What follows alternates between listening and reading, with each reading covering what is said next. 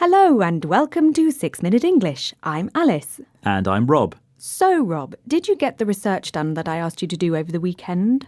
It was at the top of my to-do list, but Sunday night came around so quickly and I just, I didn't get round to it.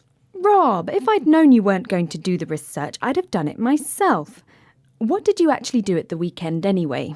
Oh, this and that. It's funny how time slips by without you noticing. Yes. I bet you spent the whole weekend watching cat videos on YouTube and Googling your own name. What's that? That's unfair and untrue, Alice. Well, mostly untrue anyway. I did some shopping and I fixed my bike as well as watching videos and Googling myself. Well, perhaps I should say at this point that today's show is about procrastination, which means not doing something you're supposed to do. Well, I do feel bad about my procrastination, actually. Oh, well, that's good to hear. But let's move on now and hear today's quiz question. Can you tell me which American said, "You may delay, but time will not"? Was it A, John F. Kennedy, B, Benjamin Franklin, or C, Franklin J. Roosevelt? OK, I think I'll go for A, John F. Kennedy, because I reckon he was good at making to-do lists and then getting on with them. Unlike somebody I could mention. Alice, I thought we were going to move on. All right then. Personally, I think it's important to try and understand why we procrastinate. So let's hear from Daphne Oyserman, Professor of Psychology, Communication and Education at the University of Southern California, talking about this. People spend most of their time focused on the present, which makes perfect sense because the present is now and for sure. Unfortunately, many things that are quite important about the future require that we start doing things now rather than waiting for later to happen. Things like saving for retirement, studying for college entry exams, revising papers, preparing for work reports. Unfortunately, waiting till later means that we run out of time. So, we are too focused on the present and reluctant to engage in tasks that relate to the future. Why is that, Rob? Well, like Professor Oyserman says, things in the future may never happen or seem too far off for you to take seriously.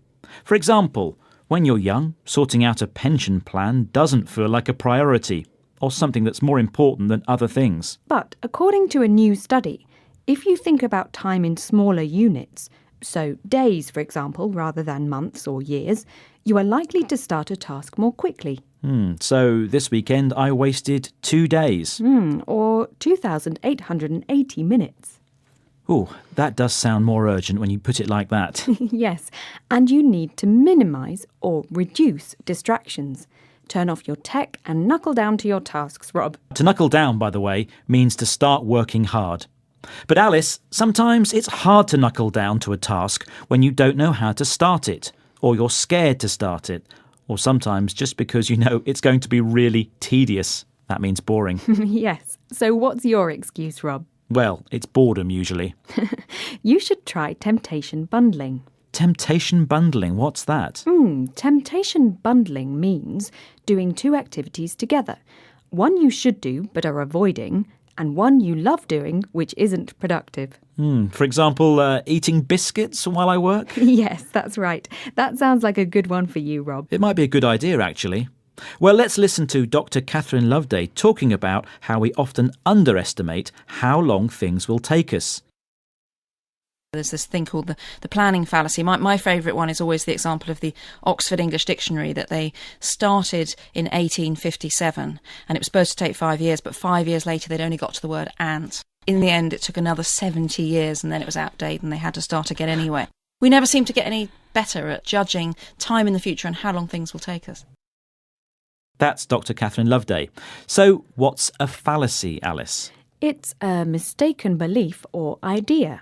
And for the famous Oxford English Dictionary, their mistake was to think they would get the work done in 5 years when it actually took 70. Gosh, wow, what a long time. And talking about time, ours is running out. Let's go back to today's quiz question. I asked, which American said, "You may delay, but time will not"? Was it A, John F. Kennedy, B, Benjamin Franklin? Or C. Franklin J. Roosevelt? And I very confidently said John F. Kennedy. Yes, you did. And you were wrong today, Rob, I'm afraid. It was Benjamin Franklin, one of the founding fathers of the United States. Franklin was a leading author, printer, political theorist, politician, Freemason, postmaster, scientist, inventor, civic activist, statesman, and diplomat. I doubt he wasted much time procrastinating.